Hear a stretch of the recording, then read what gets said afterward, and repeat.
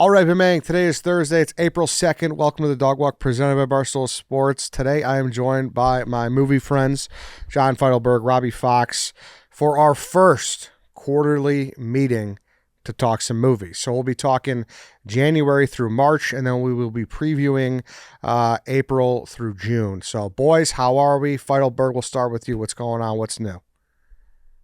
Not too much. I'm just having a great weekend. Beautiful day here today. I got nothing. I'm good. Robbie? Bruins won last night. Oh, good. Yeah, I'm Bruins came also back. It's like they had like a 90% chance to make the playoffs now. Came down back down 3-0. So Perfect. I was gonna Perfect. say I'm also great, excited to talk movies again. I like movie friends. Maybe that's the three of us. That's our new yeah. series here, movie friends. I know that's literally what I was like, I'm saying this like this is the fucking Masters, and I'm fucking what's his name? I don't know why I'm blanking. Jim Jim Nance, is Nance. Yeah, that I'm him? blanking on Yeah. Jim Nance. Yes, that's it. There you go, Bob. We knew Bob was gonna get that. Listen, I started foreplay. People don't talk about that. Hey, before we get going on today's show, I do want to talk to you guys about American Home Shield. Just because you have to live with a busted tournament bracket doesn't mean you have to live with busted appliances and home systems. And let's be honest, breakdowns are inevitable. Without a home warranty, you could pay thousands when things like your oven, AC, refrigerator, or plumbing get knocked out of the game. But American Home Shield is here with the assist. I've seen enough appliances quit on me. That's why I tell everyone, don't sleep on AHS. It's like having a solid six man for your house. An AHS home warranty can help protect appliances and home systems no matter how old. And if your covered item if it can't be repaired, they'll replace it. A home warranty provides coverage that homeowners insurance doesn't, like for breakdowns caused by normal wear and tear. So protect your peace of mind and your wallet with a home warranty from American Home Shield. And as a benefit to select plans, you can video chat with live repair experts to help assess or even fix issues over the phone. American Home Shield, don't worry, be warranty. Get 20% off at ahs.com/dogwalk and see promo details and cahs.com/contracts for coverage details, including service fees, limitations, and exclusions. Go check out American Home Shield. Also, guys, part of my cheesesteak tournament time is filled with upsets and busted brackets and yelling at the TV. One thing you can count on is cheesesteaks. Part of my cheesesteak, they're running a tournament special from now through the NCAA tournament. Go to partofmycheesesteak.com, use code bracket, and you'll get a free delivery on your order. And it gets even better. Every order with code bracket also enters you to win a Barstool Chicago HQ experience for you and a friend. A trip to Chicago, behind the scenes at Barstool Chicago, the whole deal. So while your bracket is falling apart, at least your dinner pick can be perfect. Head to partofmycheesesteak.com, use code bracket, get free delivery, and you might just be headed to Chicago. All right, so let's do the tally first. I saw 8 in the first 3 months. Where are you at, Robbie? I'm at 7. Okay, John? 9. 9, all right. Oh, big niner. 7, 8, 9. All right, good. So we're all Hey. around the same area then. Yeah. Okay. Overall, are you happy with the first 3 months of the year, Feidelberg? Overall, couldn't be happier. Okay. Overall, I would say a very strong start to the year, which is easy to say because the start to the year is not going to supposed to be very good. hmm Right. So like the things I did see, I was like, oh, pretty fucking good. I didn't have high hopes for really anything outside of Project Hail Mary. So I would say all in all, I've been very impressed so far. Robbie, do I you share agree. that sentiment? Okay. 100%. Because I mean, it used to be like the joke was like, "Fuck you, it's January." Like any movie that comes out in January is like, it's gonna be a disaster. Everyone's just throwing the trash there, and even kind of like bleeding into February. I feel like a few years ago, like Everything Everywhere all at once came out in February, and that wound up winning Best Picture. I feel like that like started to break through the walls of like, all right, maybe studios are putting out good stuff in January and February. And I have like a couple movies where I'm like, I would recommend that already have just come out this year. Yeah, like my Cardinal movie that, or I don't know if it's Cardinal's the right word, but the movie I always think back to when I think of a January movie is a couple of years ago when the Bob Marley movie came out, and it was, Yeah. oh my God, I don't know if you guys saw that one. No, I I didn't. didn't. I remember you specifically talking about how bad it was. My God, guys, what they did to that guy, like a legend, like one of the most Yeah. iconic posters, most iconic weed smokers, a great musician. It was a travesty what they did to No that man. way. Yeah, it was bad. Dude, I actually, what's funny? I never really followed up on that movie. I remember going to the movies a lot when it was coming out or before it came out, and thinking, God, they are really promoting this thing. Hmm. And that should have made sense. That yeah, it was a piece of shit. They were trying to get as many money as they could. Yeah, it was bad. So that's why when I think, to me, listen, I would guess now. Am I correct in saying? And we're not going to do full rankings because obviously we'll do that in our last one at the end of the year. But is it safe to say for both of you is Project Hail Mary at the top of the throne right now? Yes. Big time. Project Yeah. Hail Mary would be at the top of the throne with all the movies I saw last year. I think I saw 63 movies in Whoa. 2025. I like Project Hail Mary more than all of them. Okay, because it's not for Really? me. Yeah. Oh, It's not for you. Ed. No, it's not. You didn't like Really? it? I liked it, didn't love it. No kidding. Now, Whoa. I would have thought of myself as someone who could fall into that category, and I didn't really. I am in the category of it's imperfect, but I'm in the 90s. I got it high, high, Wow. high. I'll allow for some criticisms, but I got it very high. What really didn't work for you? Okay. It's a lot of dialogue between a guy and a rock. It is. Look, Ed, not gonna get an argument from me there. There's no arguing that. Yeah. It's a lot of dialogue between a guy and a rock. Okay. And you're just out on that entirely though? Like is it the idea of like it's a little goofy that he's talking to a rock? Is that where you're coming from? Maybe we'll call it. Maybe it was at times maybe a little childish. Is that a fair way to describe it? Yeah, but I thought in like a very Spielbergy way. Like Agreed. almost how like this is a movie you could definitely take the whole family to. And there was something for everybody. There's definitely some jokes in there that work for kids. But then I feel like some real heart in there that is like, even the stuff not between Gosling and Rocky, but some of like, say, the flashback stuff. I don't want to spoil obviously too much, but they work with Sandra Hüller and stuff in that movie. I feel like that stuff was really strong as well. Yeah, and I didn't dislike it. I want to be clear about that. I like one movie better than this, and that was my biggest con was I sat there, and it's not that I needed a bunch of space action shit to happen, which it does happen at some point, but I don't know. I just found myself, I couldn't get into it as much as I thought it would, and I will be honest, I saw it the second weekend. I saw it this past weekend. I was a victim to the hype for sure. Yeah. Yep, that'll happen. That's honestly, I think people just gotta start preparing for that in the online era. That like if you're interested in something, you gotta see it before you hear anything about it, because people are either gonna say it's a piece of shit or gonna say it's the greatest thing of all time. They're gonna be It's gonna be that way. And if you like, I was talking to Kevin about it this morning because it's very much a Kevin movie. And he's already in that fear. He's like, I think it's been overhyped to me. Mhm. And it can just happen quick. So it's almost like you guys just start being ready. Like if I'm interested in something, I gotta see it before anyone can ruin it for me. And I couldn't do it because they dropped it on the opening weekend of March Madness. Yeah, that was tough. That was Well, tough. this is a movie for the nerds. They knew what they were doing with that. Yes. But like it is, Ed, I'm with you. Like my first time, I'm gonna be dead honest right now. The first time I saw a late showing. I fell asleep a little bit and then I saw a second time this past weekend, and in the same area where I fell asleep, I was going, this is a little boring. This is a little slow for me right here. And it's just when him and Rocky start meeting. It's like in that like 10-minute window right there when they first meet. I was like, I had the heavy eyes the first time I saw it, and even the second time I was like, you know, when you're kind of getting up in the chair a little bit, going like, all right, gotta stay awake a little bit here, get the blood flowing. I had the same thing, and there were times in the movie too where like you could tell they made the business decision, which is a completely fair decision and theirs to make. That like we want this to be for everybody. Yeah. Totally cool, great, good for you, good business decision. To me, there were times where I was like, just let us sit in that sadness for a second. Like, I've seen that I criticism think a anyone bit as listening to well. this, I'm not too worried about spoiling. I think anyone listening to this has probably watched movies. At this point, you should have stopped it. But like at the end, when she's telling him like you're going, it's up, Yeah. like it doesn't matter. Like, and he's like, come on, guys, come on, guys. I was like, just let the dude be sad.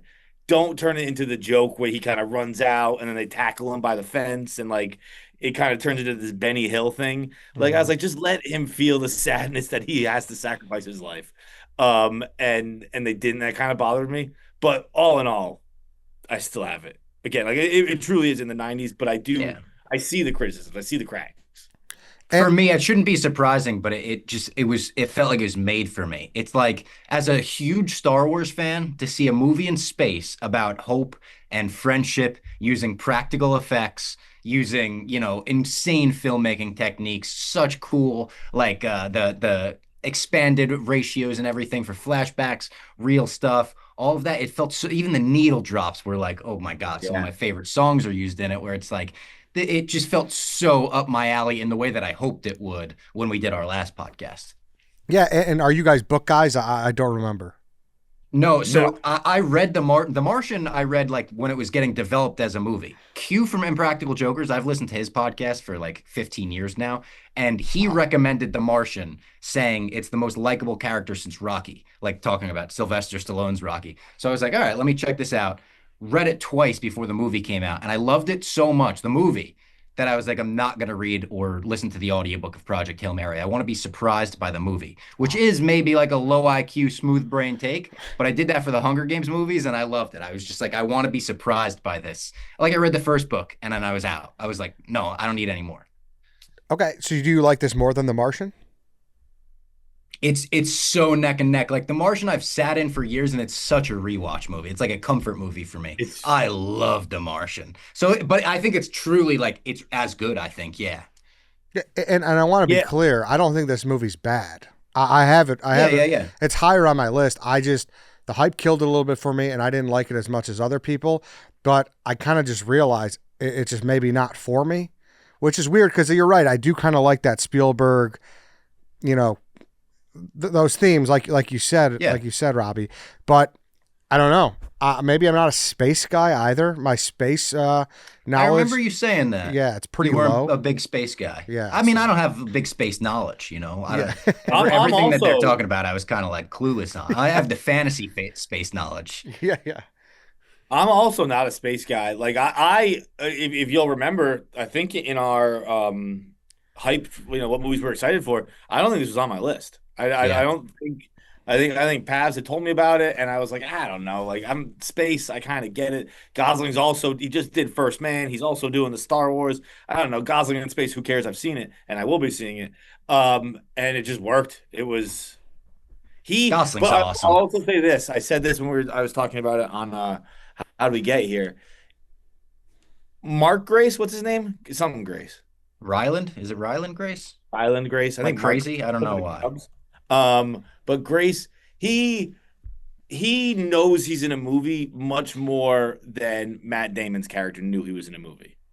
Does that make sense? Like when he's like Yeah. bopping around the spaceship and stuff like that, he's like making noises and he's like playing to an audience. Yeah, Matt Damon sort of is too, though, with I would just point to like he's constantly recording himself making like quirky jokes with his computer. But the recording was the separation for me. That like Okay. Yeah. he was often like doing he knows someone will watch this one day. he was playing to a literal audience on screen where there True. were a lot of times where I didn't think great. I was like, who is he doing this for? Like, you know what I mean? And it was silly and it was fun and Yeah. I enjoyed it. But as far as like, I was like, why would he be dancing with a broom? Like that's but I guess He it misses is- humanity. Yeah. So it is, and I think that speaks to like kind of it is a little bit more of the player to a younger audience or to Yeah. But like that was I like that. If you go in ready for that, I really really liked it. It wasn't on my radar really, and I thought, despite the flaws I see in it, I really liked it. Good, and I'm happy it made $1 bajillion. Like we're all Yeah, theater Doing guys really here. well. Yeah. Dude, when I saw like I think it's crossing 300 today, or did last weekend, or yesterday. That's fucking for a February, March movie, whatever month it is. That's sick. Awesome. I'm going again tomorrow. I'm super excited to see it again. Maybe Are I you doing should. 70 millimeter? Maybe I should do Huh? it again. Are you doing 70 millimeter? Yeah. That's what I did yesterday. That super was what excited. Dude, it was so fucking sick. Yeah. Real, I have never done that before. Is it worth it? Oh, It- dude, the next time you come to New York, whatever movie's in theaters, we should just go see. Go see it. Yeah. It's awesome. This- That theater the is 70 incredible. It makes like it really is. It's just so much warmer and cozier. I don't know. It doesn't have the sharpness of the digital. I really like it. Okay. Yeah, I'll do it. And then I guess the movie right now that I have ahead of it, and the last time we had talked, I think at least John, you hadn't seen it yet, but I was kind of blown away by some of the performances in the Bone Temple. I was as well. I Okay. don't think I had seen it the last time we did the podcast either because I wanted to go see it. It was out of theaters so quick, which was insane. It Uh-huh. didn't obviously it didn't do what they expected. And I hope that they're able to make like the third part of the trilogy because of that. I know now it's up in the air. Dude, the Bone as soon as you said there's one movie ahead of it, I was like, well, it has to be the Bone Temple because that was incredible. Yeah, it And was that the was Bone another Temple. January release that's like, holy crap, we've got a movie this good in January already. Ray Fiennes could be nominated for a friggin' Oscar in that movie. Yes, and I don't even think he was the best one in the movie. Who do you think was better, that Jack O'Connell? Yes. So good, dude. The amount of disdain I had for him as a Yeah. villain and just being a bad, putrid human being was off the charts. He was off the charts as a bad guy. Just a pure scum of the earth. Pure Dude, scum I've of gone the earth. down the rabbit hole too. His interviews he's such a likable dude. Is His he? interviews are so funny. I was literally watching like him on like Snack Wars last night, but definitely worth going down the rabbit hole. He was so good. And it was also like, I love the first 28 years later with Aaron Taylor Johnson and everything, but the ending is like a not a culture shock, but you're like, wait, what's going on? These guys are Mhm. like Power Rangers in tracksuits. Like, what is the next movie going to be like? Yes, And I kind of exactly. thought, are they going to take a weird like route for the next movie? It is weird, but not in the way I expected, and in a very good. Like the gore in it is hard to watch at times. There Crazy. are certain the t-shirt scene. Oh You know what I'm yeah, talking? Like, give him a t-shirt. Oh my God, crazy. is like. I was wincing. I was looking away, but like you said, the performances carry it to where it's a bizarre movie. The whole narrative of the movie, the story that they're telling is weird, and it all works. It is. Did you see it, John? I have not seen it. Okay. I actually very recently watched 28 Weeks, the Aaron Taylor Johnson one, whatever one that one is. Years. Years. Okay, so I watched that recently, and I don't know why I never really got on these. I think because I missed the Cillian Murphy one, 28 Days, and then you couldn't see that fucking anywhere for like a Yeah. decade. Like it wasn't on streaming, it wasn't on DVD or whatever. So I just kind of threw that out and didn't really consider it anymore. And then I saw the Aaron Taylor Johnson one maybe 3 months ago, 4 months ago. I watched it in preparation to see Bone Temple, and then never ended up seeing Bone Temple. But I really, really want to see it, obviously. Please go see it because I was in the camp where I watched 28 Days and 28 Weeks right before 28 Years came out last year. Days didn't do it for me. I was kind of disappointed. Really? Yeah, I was disappointed in it. And Was that your first time seeing it? first time, yes. And Interesting. I think maybe it was a product of it was so old and maybe a little outdated by that point. It was Yeah. just Yeah. kind of chaotic, and it just I don't know, it just didn't work for me. It's also, if I remember correctly, and because I've seen the final scene. I've seen, the scene from that one, the Cillian Murphy chase and all that stuff. And I heard that movie, they really do. They go heavy with the Dutch angles.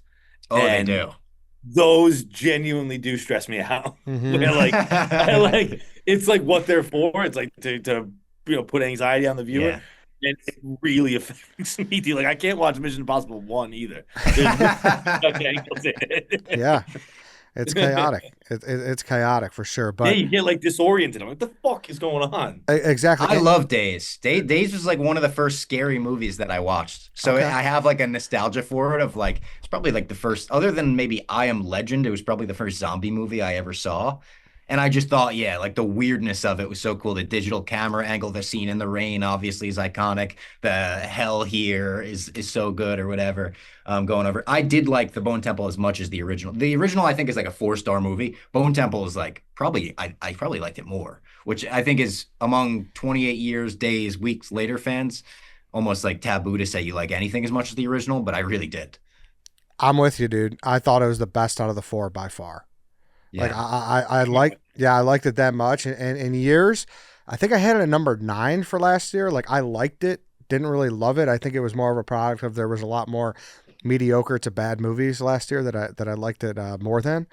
But I genuinely was stunned, like you said, the way they took it because it was kind of more about the outbreak and what was happening in humanity. Yeah. This one was a lot less about that, even though it It's still like had it zeroed it. in on very specific characters. Yes, exactly. And like I said, it was I can get wrapped up in a performance, and obviously Ralph was great too, but Jack O'Connell was just one of the greatest pieces of shits ever. Dude, even Samson, the I guy that actually plays just Samson, Yeah, he was good too. he's great. Hmm. I didn't know. I think Bob, you mentioned earlier the Jack O'Connell. I just threw him a Google. I didn't know who he was. Now I obviously do. The devil for or the demon from Sinners. But I also saw he was in Starred Up. You ever seen that one? No. No, I've heard of it. I've heard good things about it. Yeah, dude, with Ben Mendelsohn, like an Australian movie. It's fucking sick. I Okay. think my brothers told me about that. Yeah. And I I'm, love Ben Mendo. yeah, Ben's the man. he is awesome. Yeah. Dude, I fell So in love good. with Captain Bloodline. That was my introduction to him. Bloodline, he was insane, dude. I agree. I like whenever someone wants to talk like it's like underrated actors, he's always the first guy I say. Mhm. I think Dude, he's Place Beyond the incredible. Pines, him and Gosling together. Dude. Yeah. So good. Mississippi The Grind, he's good. Mississippi Grind. I think it was that. I think that's why I watched Start Up. Is I saw Bloodline. I was like, I got to see more of this Ben Mendelsohn guy. Yeah. So yeah, I if you get to it fights, I recommend. But it was I think I'm gonna do it tonight. Like it's high on the list. Very very high. okay. Good. Yeah. It was. It's a cut above. Is that crazy, Robbie? Is that crazy to have that above Hail Mary? No, like honestly, if I were to predict your rankings, I would probably predict you would put that higher. I mean, you're such a horror movie guy Yeah. that you get one that is like the epitome of everything you want in a movie like that. Like, I'm not shocked at all by you having that higher. I don't think Project Hail Mary has to be your top one. Like so far. No. I really liked it. I'm not like you're crazy if you don't think this is the perfect movie. Okay. No, I agree. I feel like it's like made for me specifically, but like I don't think, and I do think it's like such a universal, you could recommend it to everybody, but I don't think recommend it it should to be everybody's number one. Completely agree. Yep. What else, guys? What else from this first 3 months is kind of I don't want to say knocked you over, but was a pleasant surprise at a time where movies aren't at a premium, aren't that good. Do you got anything, John? I did the Send Help last night. I really liked that. I thought that was really good, really strong. The end. Can we talk about the end a little bit? Yeah, The that's it. I feel like it's a Sam Raimi like staple to like almost go off the rails a little bit. But like it was Triangle of Sadness. So I haven't seen that. Okay, that so like when it looks the same as Triangle of Sadness. Where I was like, I was like, oh, that looks like the resort in Triangle of Sadness, and it's the same fucking thing, and it's too soon to be doing that. Like I was Yeah. watching it like last night. I literally just watched it for this podcast, and I was really enjoying it. I liked it, and I still sitting here. I still really liked it, but at the end, it's too recent to Triangle of Sadness, where I feel like if it's in the first 5 years, it's stealing. After that, it can be an homage to. Is that fair? Yeah. Right? Like it's all just kind of the time of it, and this timing it's too close to Triangle of Sadness. I think. Now, can I ask which part of the end were you disappointed about? Was it Yeah, the I'm house also aspect, or was the it? house, is that what you're referencing? Yeah, so like when it just looked the same to me. It hit like Gotcha. the way it hit me, I was like, "Oh, I'm watching Triangle of Sadness again." Just in that moment, it snapped right away. And I looked it up afterwards, and for people who have seen Triangle of Sadness, it did seem to be everyone was like, "Oh, this is Triangle of Sadness." But that is the story of Triangle of Sadness. There's a cruise ship crashes. Some people end up on an island. One of the lesser people on the cruise ship, I think she was a waiter or whatever, turns out she has all the skills on an island. At the end of the movie, she's been hiding to all the survivors that there's a resort on the other side of the island. And seeing that and Send Help, I was like, pretty simple. Yeah. Yeah. Mhm. Yeah. See, I didn't see Triangle of Sadness and thought that was a really good twist in Send Help. Like Yeah. I enjoyed that, but like there were aspects of it that went like off the rails a little bit for me in the Sam Raimi. Like some of the like jump scares where it's like the girlfriend as the fucking monster or whatever. Like that stuff. Like I hate Drag Me to Hell. And I know people love that movie. People are like, Drag Me to Hell is one of the best horror movies made. I think I watched it because it was rated so high on movierankings.com. And I was ready to murder Jeff D. Lowe and Ken Jack at the end of that movie. I was like, the fact that you rated this like a 90 and there's a tissue fight in the movie where tissues are fighting each other and you're punching like elbow deep into someone's mouth because they have their mouth open. Like everything about the over the topness. Now, I haven't seen the original Evil Dead or Army of Darkness. And I know that people say that's like Sam Raimi's charm is you get cheesy with the special effects and you go over the top like that. Send Help was the most he could push it where I could still very much enjoy the movie. Like I feel Yeah, like this was a good date movie, but it's not one that I'll probably ever go back and rewatch. If it's on TV, maybe I'd throw it on. But it was just like fun to watch Dylan O'Brien and Rachel McAdams play off each other. they were both fucking awesome. Yeah, like So it was good. certainly something that was carried by the 2 stars. Um, it was gross, but not overly gross. Like, it was all mouth stuff, which was Yeah, the bug scene freaked me out, fights. I hate bugs. a cockroach. I hated that.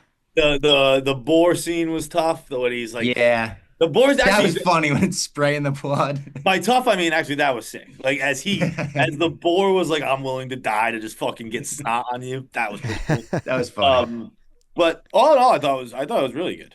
Yeah. And despite the complaints about the ending, it's really fucking hard to end something well. It's It really is. It hard. is. It was a perfectly enjoyable Even movie. Project Hail Mary, I would say like that has 3 separate endings. It does a That couple endings. It does. yeah, like it's hard to end something at the right time. Yeah, you're right. And I don't know her at the end at that celebrity golf tournament or whatever the fuck it was. Then I was like, I don't know if that quirky weird girl, that's what she craved, right? Like Yeah, she wanted just Yeah. a fair shot and to be, I mean, sure she wanted to be on Survivor, but that was more like she loved her survivalist skills, not because it was Yes. the media, like the but limelight. I kind of took that, and now that we're talking about it, I kind of took that to be like that's the beast. Like it's not what you want, but then once you get it, it's all you want. And that was the issue with Dylan O'Brien because he seemed nice when they met, but then once he had the power, he was like, "Fuck this chick." I also, and I don't know if this is a take, I don't think she deserved the VP job. Mm. Yeah, probably not. I Up mean, like you until can't be a VP if you have her personality. You just can't. it's not even personality. Like you're not even trying in the workplace. You're coming in like she doesn't even brush her hair. She's got tuna everywhere. Like you're being the gross person. That person can't be VP. You have to dress for the job you want. And when he was saying something to her, and he was like, "You're disheveled. You're blah blah blah," and I was like, "Correct, correct." And then I want someone who golfs, and that was over the line. Obviously, that you can't say, but like it is completely within your rights to expect your VP to be put together. Yeah. That's Listen, Fights being the guy who's against a little tuna fish sandwich in the filing cabinet is surprising to me. It's surprising to me. The tuna fish on her lip was so gross. It was played like the Austin Powers, like mole, mole, mole. oh, it was so bad. His eyes were like twitching while I was at Yeah. That was like while tough. that whole thing, like her whole mornings, you're like, yeah, that person isn't VP material. Yeah, you're right. Robbie, what about you? Any other movie that you specifically wanted to speak on? Yeah, so this weekend I watched, I would say sort of a sleeper. It's like a sleeper, but everyone's calling it a sleeper. So it's like, I don't know where it is over the line. Nirvana, the band, the show, the movie. Now, I had always like been vaguely aware of Nirvana, the band, the show, because as a Nirvana fan, I was curious when it started. I was like, is this like a parody of like, are they playing like Kurt Cobain and Dave Grohl and Chris Novoselic? Like, I didn't know what it was. Has nothing to do with Nirvana, and you don't need to know anything about their web series or TV show to see this movie. It's kind of just like a fun time travel comedy, a lot of tropes about Back to the Future, a lot of tropes about the year 2008. I was so pleasantly surprised with it. I heard a lot of good things. Like everyone I know that saw it liked it, but I was still like kind of like, am I gonna like this? It seems weird. It seems like a strange, like these two friends filmed this themselves, low budget. It was such a delight. It was so funny. It was so creative. It's the kind of movie that makes you want to make something. Like it made me want to like, oh, that's like I want to make content because they could do it with, such a shoestring budget and everything. And if you like Back to the Future, like it's so many like direct Back to the Future tropes. I would definitely recommend this to pretty much anyone listening to a podcast like this would probably be worth a watch for. I saw this as well. I also thought it was great. It had some misses to me. Just because I'm not a Back to the Future guy. I've Okay. seen it. I liked it. I'm just I don't get all the references. Um, but Matt Johnson's his name, right? Think so, yeah. Matt Johnson, director of Blackberry, star of Blackberry Oh, or I didn't co-star of even put Blackberry. together. That's the guy with the headband. Yes, the guy with the headband in Blackberry. He is unbelievable. He is when he's on screen, he's electric. Can't take your So eyes off. funny. He's worth the price of admission for sure. There were parts of it that I got a little lost, but whenever he's on screen, he fucking jumps off it. He's great. I agree. Some people told me it's like the funniest movie released in the last 10 years. You're going to be blown away. And it wasn't that necessarily to me, but it was just a delight. Like it was Yeah, just such a, yeah, and I think it's short. It's like around 90 minutes. It's not yeah, that yeah. long. It's a cool hour and a half. Yeah, Yeah, it was really, really funny. I thought like some of the jokes they make about just like being in 2008 are so good. Like it made me want more movies based in 2008. I was like, that yeah. was a great time. That was a good time. Yeah, I didn't see it, so this is You should see this. I think you would like this, Ed. okay. It, I would say like this is one, and I never recommend a movie like this. This is one that I don't even think you have to put the phone down for. If like No, yeah, I agree. I think it's a good background. Like you'll look up and some wacky shit will be happening. You'll be like I definitely tune in for when they're trying to buy the The wire pliers. cutters so they can cut themselves off the roof at the CN Tower in Toronto. And it's like parts of it are filmed in reality. Like they were talking Yeah. actually in a Home Depot. Almost like Borat. Like there's a Yeah. narrative, but there's scenes in it that are kind of real. Yeah, so they're in a Home Depot talking to a Home Depot guy, being like, "Hey, so we're about to go climb the CN Tower, and we're gonna parachute off into the Sky Dome. Will these clippers will they be able to cut our wires while we're up there?" And he's like, "Look, I'm a libertarian. You can do whatever you want." And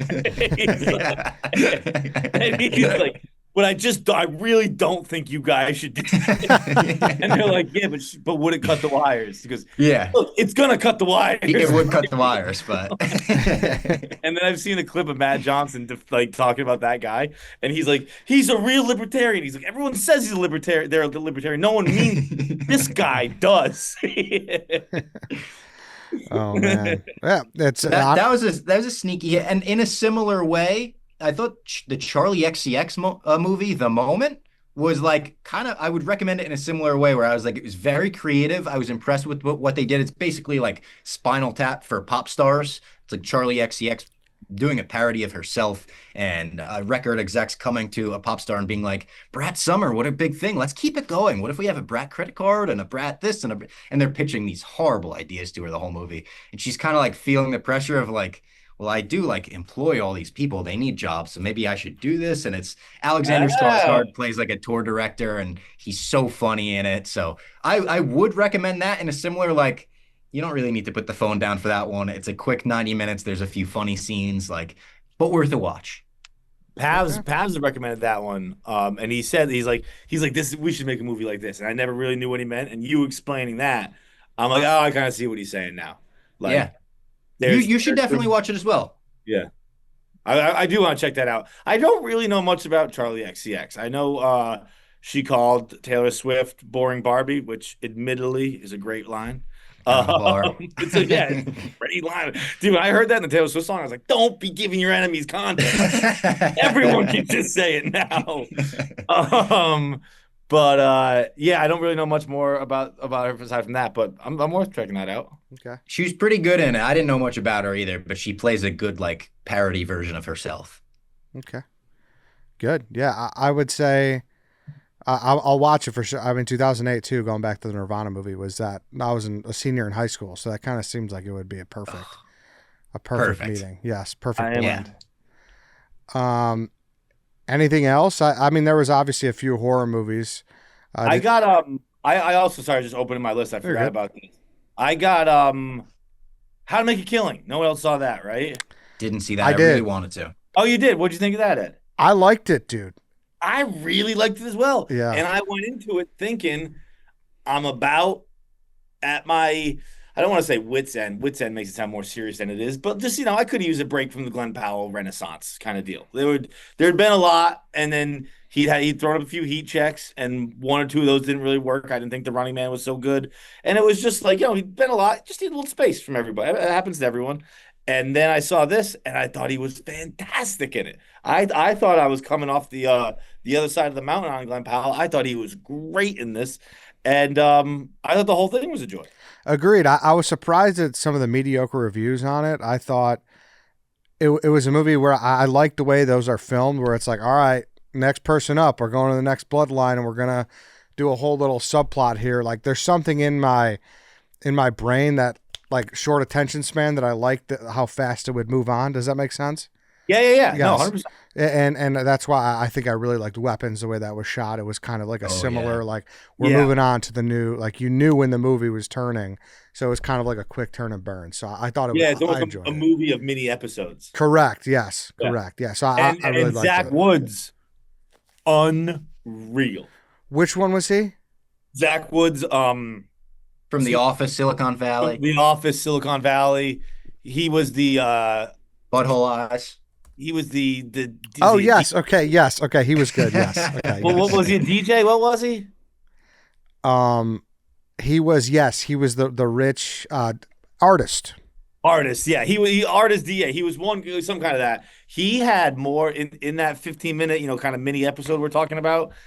He had more laugh out loud moments than I think. Though Yeah. I think he might have had 7 to 10 laugh out loud moments in his short little stint on the movie. He was fucking unreal. And then right after him, Topher Grace was fantastic too. Mm-hmm. Oh, Yeah. I love Topher. No, yeah, there was a lot of good like little side characters. And I thought Margaret Qualley was fine. Like I didn't really love her whole role in the thing, so maybe that's where a lot of people's criticism came in. But Yeah, it was, yeah, she was weird. She kind of had a couple of weird ones. yeah, no, for sure. Did you guys see Undertone? No. No, I was very curious about it, and I also feel like watching it at home, I'm not going to get that full experience because it's so audio centric, right? Yeah, I mean, it's two podcasters. They made a horror movie for you, and you didn't see it, so shame on you. I know. I'm just kidding. It was fine. You don't have to see it. I thought Okay. they did a great job of building tension all throughout. Like I was on, like my ass was puckered the whole movie, Okay. and it just kind of never really pays off. So, like it was like it's not something I could wholly recommend, but it was just okay. And there was like little nuances when it comes to like podcasting that I think only us would really have a bit like issue with, which is Yeah, weird. So, yeah, like all of a sudden, like it was pre-recorded, then it turned into live callers. It was like, what are we doing here? Like, It works, bro. I know. So, Paz is a big horror guy as well, massive horror guy, and I kind of lean on you and him for my horror recommendations. And he had a similar response to Undertone, where he was like, "No, he was so jacked up for it," and he ended up disappointed. yeah, I would say so. Did you guys do Scream? No, and this is still on my No. list because of I would call it a recommendation specifically for me because I like all of the Scream movies. Okay. Even the bad ones. Okay. Sorry, go ahead. No, please. you're good. Just quickly, it's if you like Scream, I think you enjoy it. If you don't, it's not a great movie. But I thought Neve Campbell was probably the best she's ever been. She really Oh. carried it, and I thought she was really strong. Like I think there should be some Neve Campbell love after that one. She was really good in that one. So I think the only Scream I've seen outside of Scream 1 was Scream 6, which is an odd jump, I know, but That was like the reboot, right? Mikey Madison Scream. yeah, that was the one that came out like last year or 2 years ago, whatever it was, a couple years ago. yeah, That- That That one's was really good, I think. yeah. I Yeah, that like one was pretty.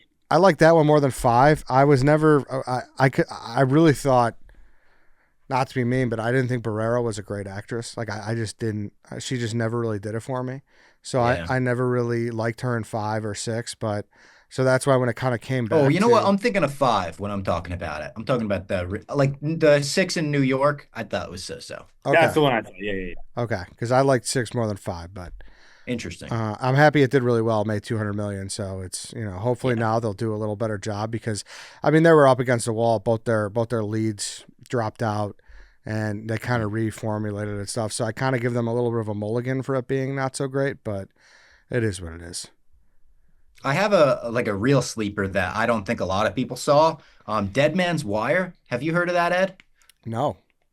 Me and Fights talked about it a little bit. It's Gus Van Sant who made Good Will Hunting. And it's a true story that I couldn't believe that I had never heard of this story. But basically, like this disgruntled, I don't want to call him a worker because it wasn't his boss, but it was like someone he was cutting like a real estate deal with, like screwed him. So he showed up with a fucking shotgun rigged with like a dead man's wire, where if you move too much, like the trigger's blowing your head off Oh, at this wow. guy's office building. And he put it around the head of the company's son.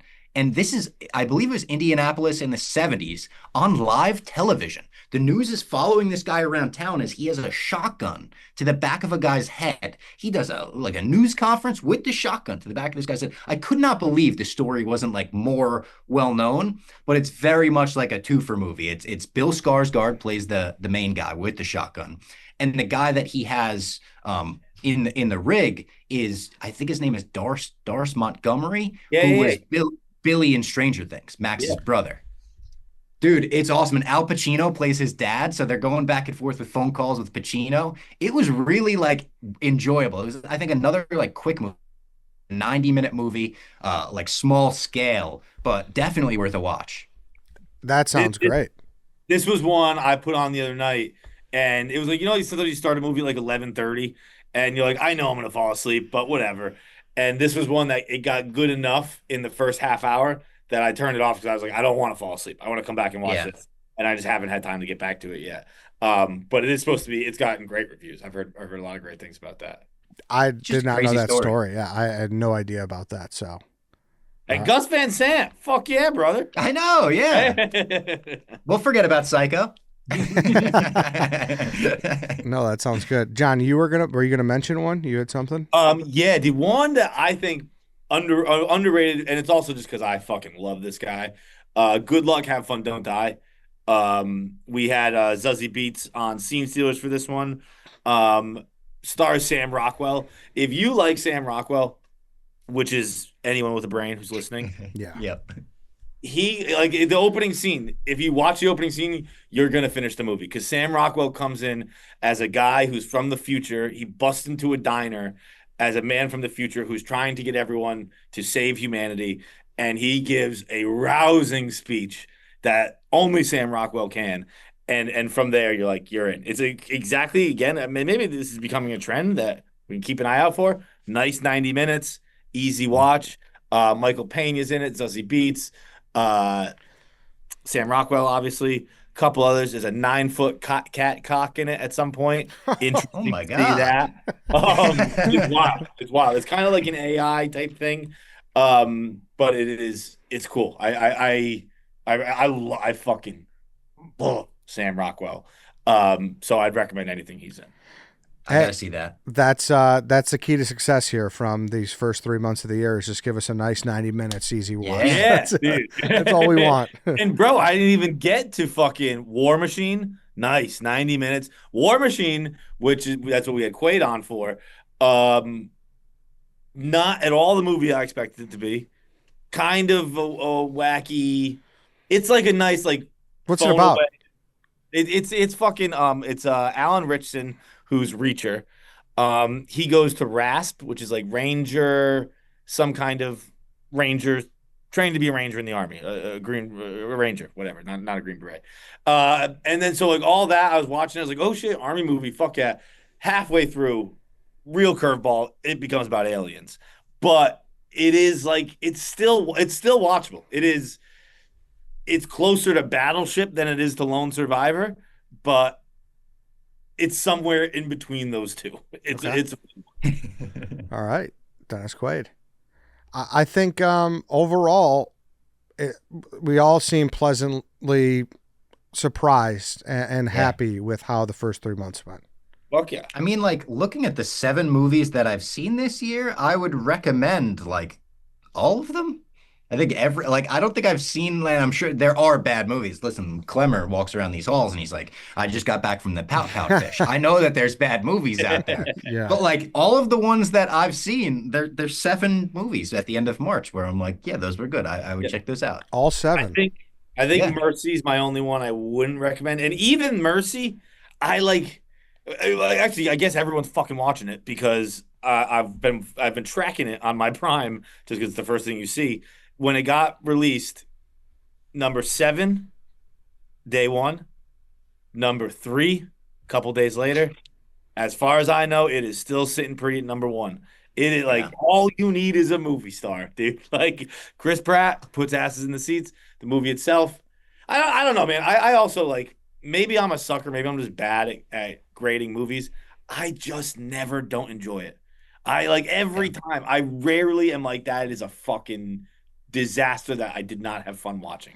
I Yeah. usually have a good time. Like even Mercy, I'm not lying when I say I had fun. I had fun watching that. Yeah, like there's a I'm scale with though. you. Yeah. There's a scale There though, is a right? scale. Yeah. Yeah. Yeah. I was gonna say, like, everyone I get all the time, Rob, you like every movie. And it's like, to a degree, yes, that's true. I think most movies, Trent has this take, are pretty good. Yeah. Especially most movies that I'm seeing. I'm not going in to see every movie that comes out. I'm not doing a project like Clemmer is. I'm Yeah. only really seeing movies that I'm interested in or I get recommended by other people. So if you look at my Letterboxd, I think most movies are 3 or 3.5 stars. It's pretty rare to break into the 4. I think I might have had like less than 10 movies broke into 4 or above last year for me.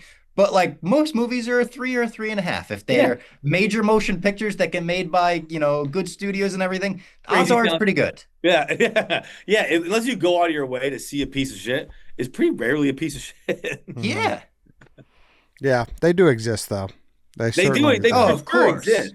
Of But like, course. Yeah. I also completely agree. I am a sucker. I'm on the side of I'm gonna be too nice to everything, but I don't fucking care because I just liked it. That was the way it went. Yeah, Yeah. like that's what I mean. There's a scale here where would I recommend it to you guys because you guys have seen so many where I believe you guys know what a true piece of shit is versus like would I recommend it to someone who's not such a movie person where their bar is going to be pretty high, I would say, because they're Oh. like, you thought that was good, Yeah. dude? Like, That's a good point, Ed, because if I look at my 7, I said I liked all of them. Would I recommend these to anybody? There's only 2.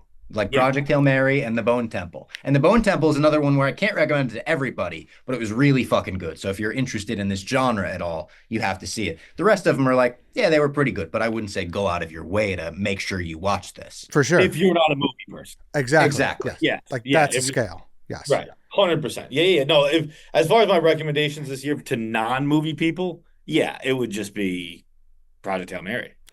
Yeah. Agree with that, but I do think that people would have fun with How to Make a Killing and Send Help. Like, I don't think they would be upset if they Send Help's a watched good it. date night movie. I'd recommend that for like a date night for sure. Yeah. You know what? You're right. How to Make a Killing. Some people might like that. That is one that probably got. And Dead Man's Wire. You're right, Bob. Dead Man's Wire as well. That's you can recommend that to people for sure. True, because you leave that also going like that was a good movie, but also like I have to look up this story because like Yeah. how is this not the most famous thing that ever happened?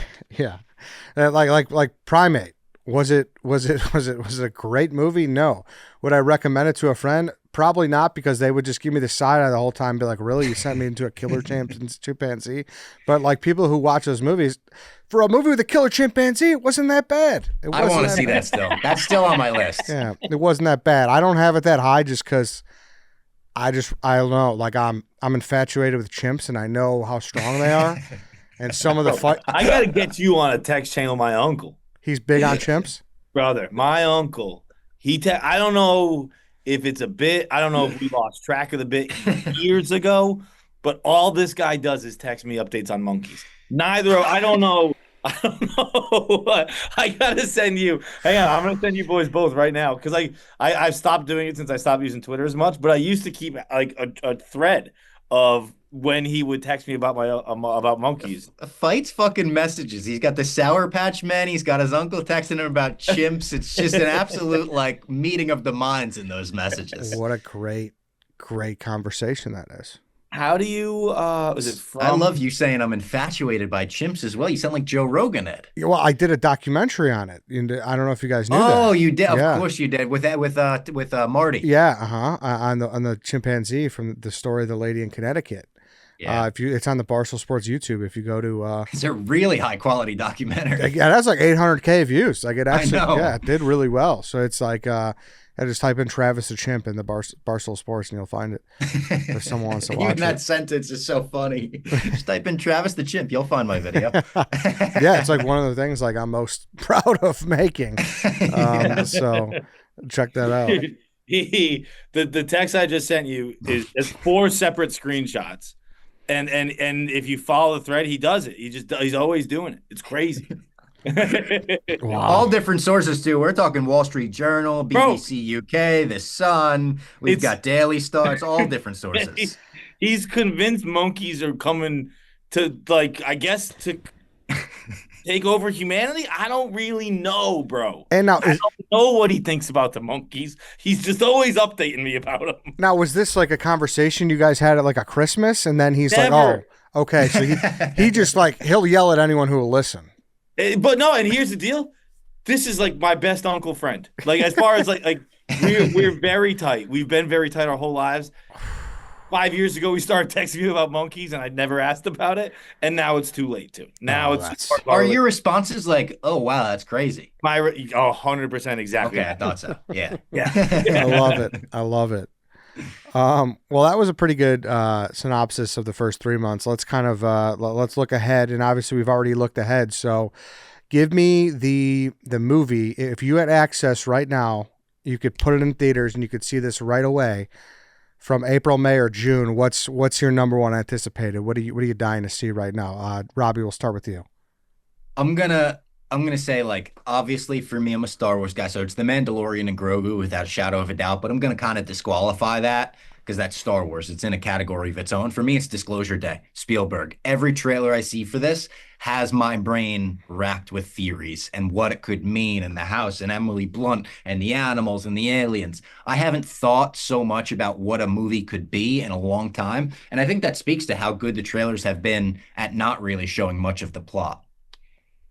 Yeah, I that was neck and neck for what I was going to choose. So I like it. It's out of my comfort zone. It's kind of like in that Project Hail Mary thing where I typically don't really seek those out, but just the magnitude of what people are expecting out of this, I'll change my answer, but that was very close to what I was going to pick. So I like your choice. Fights. I'm scrambling to change my answer right now because I would have had that as well. I was gonna say the new Inarritu movie, but that doesn't come out till October. I just don't know what comes out soon. I'll go The then. drama's a sneaky one as well. Oh, shit. I don't mean to like tip or whatever picks, but the drama's up there for me. The drama, I bought my tickets already. The drama I'm jacked up for this weekend. I hear Over Your Dead Body is really good. That might be one to put on people's radar. Jason Segel, Samara Weaving. Yeah, bank robber movie, I think, right? Or is I that her don't know other what one? that would. I just Samara know Weaving's in a couple. Jordan JB's already seen it, and she said it was great. So What's it called? Sorry. Over Your Dead Body. Over your okay. I gotta write Jason that down. Segel and Samara Weaving. Over your dead body.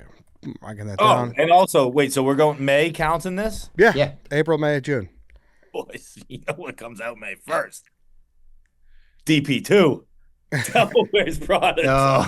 Yep, yep. Yeah, true. Like, again, I'm joking. I'm not joking at all. Yeah, that movie. I might go. Dead Man's Wife might have got bumped till tomorrow. Favorite Devil Wears Prada. Delaware's Prada for the longest time. Dude, it's actually neither of you have seen it? Is that true? Yeah, never seen the first Oh, one. I've seen it. I've seen the Okay, first one. you've Yeah, seen it. I grew up with an older sister. Yeah. Yeah. Yeah, I'm giving one more quick scan here. Oh, May 8th, The Sheep Detectives. Oh, I'm interested in this. I'm so interested in this, dude. Hugh Jackman and a bunch of CGI talking sheep trying to find out. And it looks Produced funny. by Lord and Miller, who barely ever miss, who Wait, it just was did written by Project Lord and Hail Miller? Mary. Produced by them. Produced by, okay. I didn't But know they that. slapped their name on a lot of good stuff. There's like an animated movie called The Mitchells vs. the Machines. They slapped their name on that. Amazing. The Spider-Verse movies, they slapped their name on that. Amazing. Now they're pretty involved in that as well, but they pick good projects. So I am very curious about this because they played this trailer before Project Hail Mary after like Mandalorian, Dune, Avengers, fucking Disclosure Day, and then Sheep Detective. And I was like, wait, And what then- the fuck was that one? And this is the one that got me and my girlfriend going, this fucking looks pretty good. We gotta check this one out. The Sheep. As I'm continuing to scroll here, I just went by Breadwinner, Bargatze, shout out to Yep. boy. Yep. That one. I actually have really high hopes for Breadwinner and for just like everything Nate is trying to do and hopes to do with comedy. I feel like everything he wants to do isn't necessarily like what I or we want to do. Uh, but he's trying to do like, everything CBS style. But he had a really cool quote about it where he was like, he had been watching Succession and he was like surprised it was such a hit. And he's like, I realized 5 million people watched or whatever it was. And he's like, why aren't people making shows that 40 million people will watch? Not what I'm in, not my lane, but that's fucking sick if you can make it work. Yeah. Yeah. No, for sure. That's on my list. I would say mine is I obviously I had Disclosure Day high, Robbie. I consider the drama here. Of course, I want to see Scary Movie 6, but I could kind of wait on that. But I think what has the most intrigue right now is this Backrooms movie. Yes. Have you heard about this, Robbie? I don't know. So I don't just think saw so. the stills this morning. yeah. So for people that don't know, we're recording this on Monday. The trailer comes out on Tuesday. It is an A24 and it's done by a YouTuber. This guy just made this YouTuber. He's like 20 years old. His name's Kane Parsons. He made this whole series about this like creepy pasta kind of thing. Maybe I can describe that's it. what it says here, creepy pasta. Yeah, and they A24. They're like, I want to say there was like a big bidding war on this kid for them to try to get this movie, and the fact that he's 20, he's a YouTuber, it's horror up my alley. There's such intrigue about what this trailer is going to look like. I think I might have to go with Backrooms here. It's got some good producers as well. Sean Levy and James Wan producing it. Mm-hmm. So it's got, it's not just the YouTuber. It's got the backing of some legit filmmakers and also the star of it, Chiwetel Ejiofor. I'm sure I'm absolutely butchering his name. An amazing actor. He's been in so much. I mean, he was in 12 Years a Slave, Doctor Strange. He was just in, he was in The Martian. He's been in a ton. Yeah, Life of Chuck. That's right. That's the most recent thing I've seen him in. But he's awesome. So yeah, that's now on my radar for sure. Yeah, so that comes out May 29th. So I'll go with that one for anticipation. Any other ones you guys want to shout out before we kind of wrap this up? I think we shout out the most of the big ones in this next phase. I mean, I'm going to be going insane for Mandalorian and Grogu. I'll say right now, my prediction is that'll be a 3 to 4 times in theaters movie for me. Really? Now, if it's amazing, we're probably hitting 5. The most I've ever hit is 7 for The Last Jedi. If it sucks, I'll probably still hit 3. Okay. high hopes, or what's are your like? Yeah, pretty... Clem just said to me in the podcast. He goes, "I don't really have high hopes for this. Do you?" I was like, "Do I have high hopes for the fucking Star Wars movie coming out in May?" Yes, Clem. Yeah. But I think this is going to be amazing. Okay, so not just high hopes that. Bro, this is Jon Favreau directing. Like Jon Favreau don't miss when he directs. Okay. Fair enough. I mean, I know. No rebuttal, Ed. Okay. All right. No rebuttal. Wow, that was the first time. That was the first time you got loud enough. I heard. Through the wall. Defending his boy Favreau. I love that. There's a couple other like weird thrillers. Obsession looks a little intriguing. I don't know if you guys saw the preview to that. So something for that. There's a Lily Reinhart, the witch movie people are excited for. Okay. I don't know what it's. There's billboards all over the city where it's like join the coven, Lily Reinhart, and I think it's a movie people are excited for. I don't know much about it though. Mm-hmm. But yeah, we're starting to get into some big boppers. And then the summer is like we're hitting the ground running. Yeah, like we'll be back in July to recap these upcoming 3 months, and I think the the recap and the preview are going to be pretty big time. So yeah, this is awesome.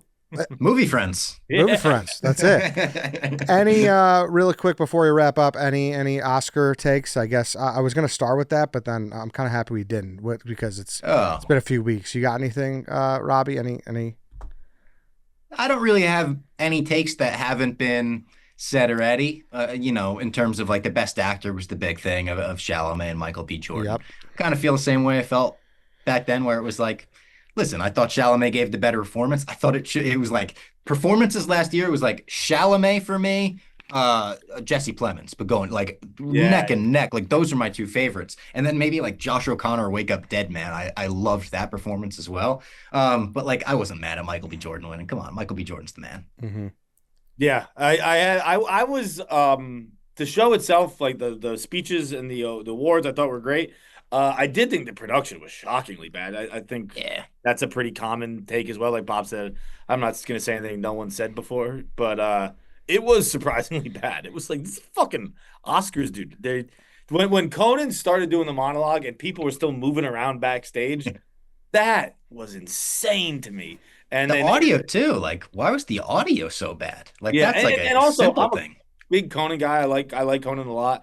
I wouldn't say he was bad. I wouldn't say he was good either. I think he was kind of pretty nondescript. There wasn't. I didn't think there was much to the production of the show itself. I thought the awards were cool, speeches were cool.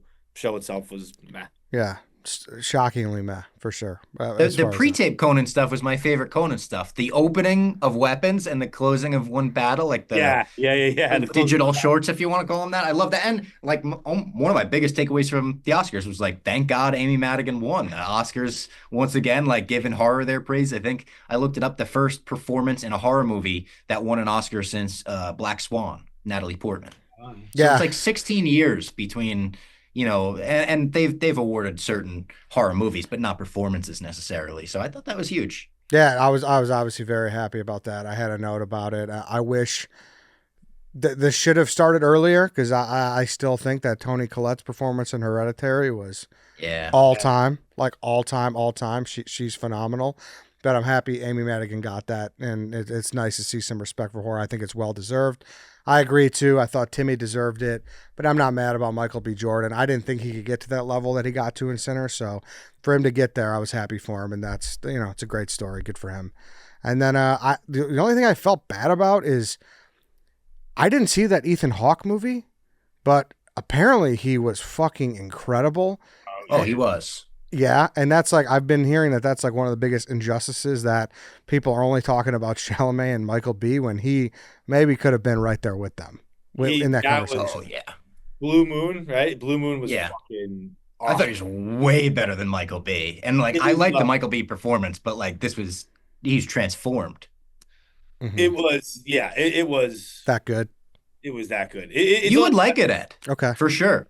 It's It's an interesting dynamic of like show business, and I'm not saying we're in show business, but there's like a bitterness that comes with the movie of like, why did you get what I didn't get? And we've definitely seen it like with tons of people. So Yeah. like there's dynamics that you could like assign to people in your life almost. I like it. No, it's really really good. Margaret Qualley's in it. Fucking Yeah. Andrew Scott's in it. He's great. It's an hour and a half. It's also like one of those movies that works as a play. hmm You know what I mean? Like it all takes place in one night in one room or in one establishment. And like it reminded me of the Menu kind of a little bit where like it all takes place in that one room. Or did anyone watch The Outfit from maybe like Mm. 2 or 3 years ago? Mark No. Rylance, a fucking great movie. I give a very strong recommend to that one. But same thing, like takes place in one night in one building, and you kind of just the emotions around that really good. Huh. Okay. I did want to show this before we stepped out because I just thought you guys would get a kick out of this. When me and Trent lived together, he really isn't a horror movie guy, and I like horror movies. So sometimes we'd be sitting on the couch together, and I would want to throw in a horror movie, and he would veto certain things. So I started telling him that movies were just thrillers. It's just a thriller. It's not really horror. Smart. And that extended to Hereditary. When I wanted to watch Hereditary, I said, I think it's just a thriller. And I looked over halfway through the movie, and this was Trent. Oh, that's so good. That's so good. So every time that movie comes up, I just think of that picture. Great movie. Great movie. Really good movie. Yeah. Yeah. All right then, boys. It was fun to chop it up as always. Appreciate it. Our quarterly movie podcast in the books. We'll be back in July. Yeah, thanks. That's all I got. Okay, boys. Great Thank you so time. much, man. All right. We'll see you next time. Thanks everybody for listening. Thanks for watching. We'll be back on Tuesday. See you then. Great hanging, Jeff. Oh, wait, hold on. Wait, before Super Critics and Oh, yeah. Scene Stealers. Yeah. Yes. Okay. Both of these guys have movie shows. Go check them out. Where's yours at, John? Just out of order YouTube would Okay. be fantastic. And you have actors on and you talk about their biggest scenes. Yes, John Leguizamo will be on this week. We are doing Carlito's Way, The Menu. That's why that was on my mind. And Summer of Sam. directed by Spike Lee. Spike Lee directed Leguizamo's first stand-up special. Oh, no which shit. is crazy. We talked about that as well. Yeah, yeah. Awesome. So go to Out of Order YouTube. Go check out John and John Leguizamo. And then, Robbie, you got Super Critics with Clummer.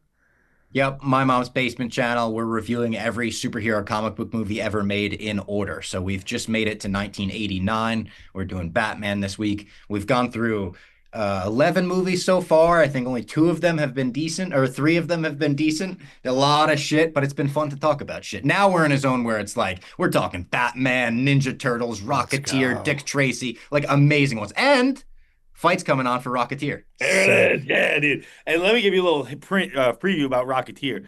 I dressed like the Rocketeer for a year. I wore a gold helmet. I wore a red jacket and a backpack everywhere I went. My dad would take me to the gym with him. I'd run around like the Rocketeer. I love that fucking movie. I love that as a kid as well. I'm excited for that one. I love it. Yeah, go check out the boys' shows. Obviously, if you're listening to this, I assume you like movies, so go check that out. All right, thanks, guys. Now, for real, that's it. We'll see you guys on Tuesday.